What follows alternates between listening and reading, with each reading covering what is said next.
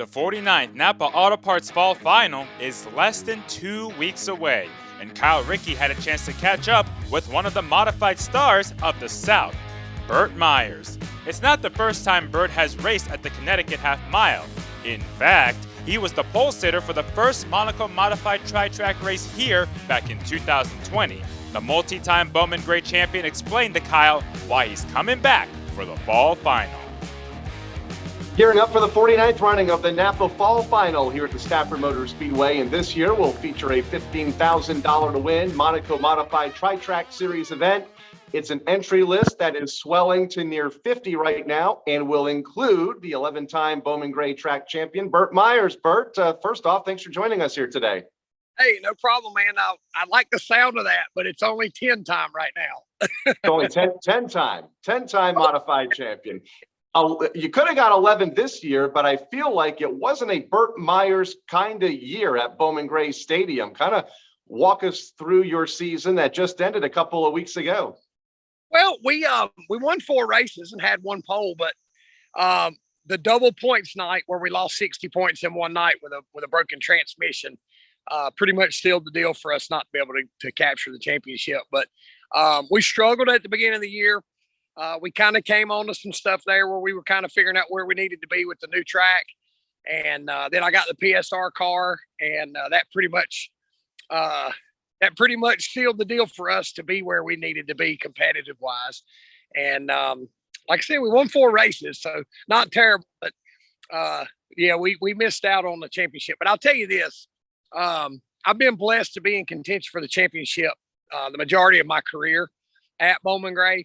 But this year, mid-season, knowing that we really didn't have a shot at it, I had more fun this year than I've had in a long time, because it does take that stress and that concern that you have to deal with week in and week out, where it kind of makes it feel like a job.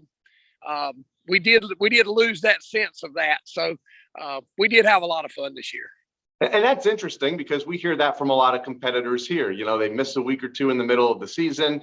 They come back, they realize, I don't have a shot at the championship. And the whole mentality changes for them and their team. There really is something to not points racing and just having fun at the racetrack.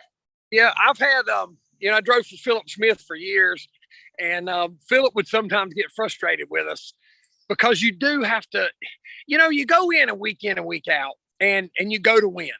You go to win the race, period. But when you're in contention for the points, it's always in the back of your mind to be aware of your situation so that you don't have something happen that completely knocks you out of the championship hunt. And Philip would say for years, man, just race for the wins. You'll have more fun. And he was right. We did have more fun this year because you didn't have that stress and worry. But at the same time, at the end of the year, you do want to be champion. Well, maybe that 11th title will come in 2023 at the stadium. But before then, you have a big event coming up here at Stafford. First time in a couple of years that you've been up here for the NAPA Fall Final in a couple of weeks' time. What brings you up here on September 24th? Well, I love coming up there, Stafford and Thompson and racing in the Northeast. The passion that the fans have for the modifieds is just unbelievable. We had a weekend off. We've been running the Smart Tour. We had a weekend off, so we said, you know what, let's try to make it happen. And with some support from some people up north and some people down south to come together, and it just kind of came together. So I'm really looking forward to it. A couple of top 10 finishes here, one on the NASCAR Tour, and one the last time the NASCAR or the Monaco Modified Tri-Track Series last raced here in 2020. You got finished in the 10th spot. What do you remember about getting around this Stafford Motor Speedway, the difficulties of it? The biggest challenge was the change that the track went through from day to night. Last time there was the tri-track race, and all day we practiced on Friday, and all day we were just super tight. And I can remember we finally got the car where we thought we were close, and then when the race started, it was just wrecking loose. So just knowing that, what adjustments to make. I know that we're at a disadvantage there, and it's like I tell people about Bowman Gray. Bowman Gray, it's not that when an outsider comes into Bowman Gray, it's not that Bowman Gray is that tough.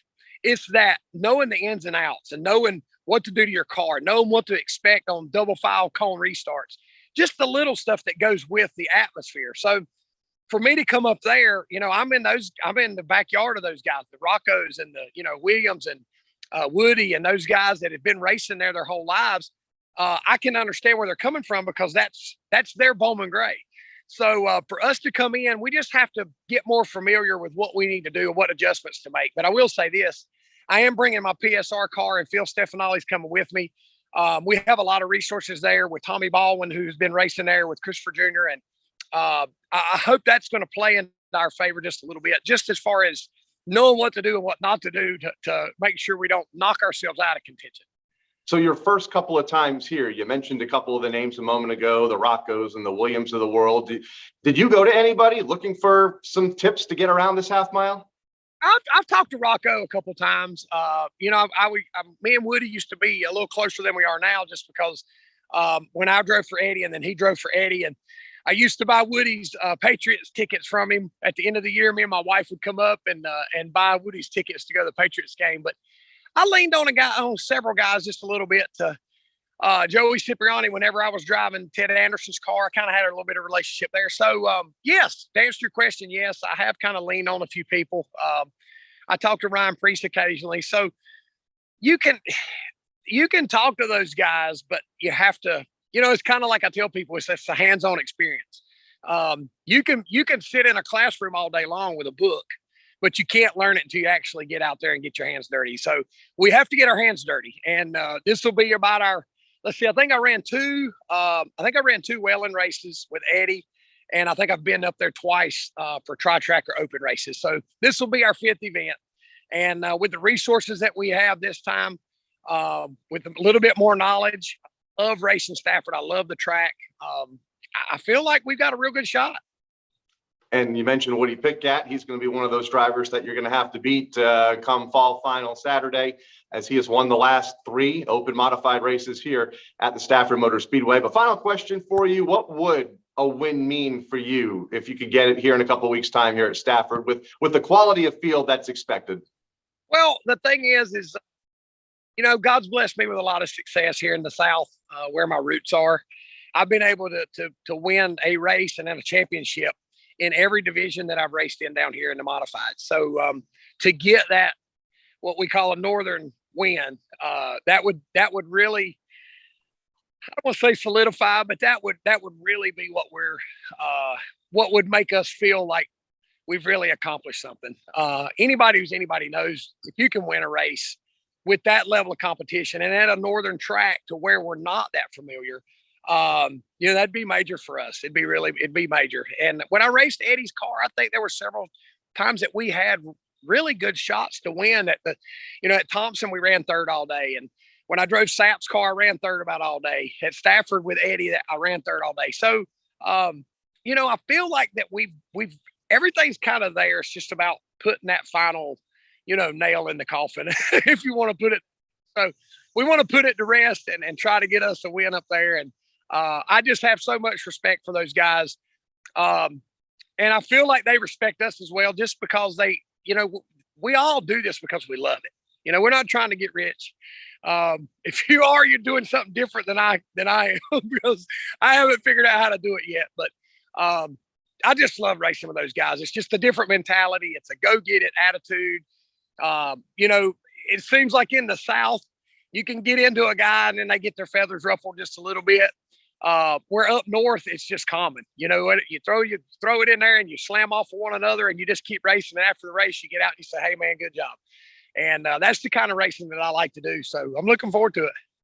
Looking forward to having you up here. And by the way, that checkered flag comes with a cool $15,000 to win if you can pick it up here in a couple of weeks' time. Burt, thanks for joining us. Look forward to seeing you here at the Stafford Motor Speedway in the 49th NAPA Fall Final on September 24th. Thanks. Can't wait.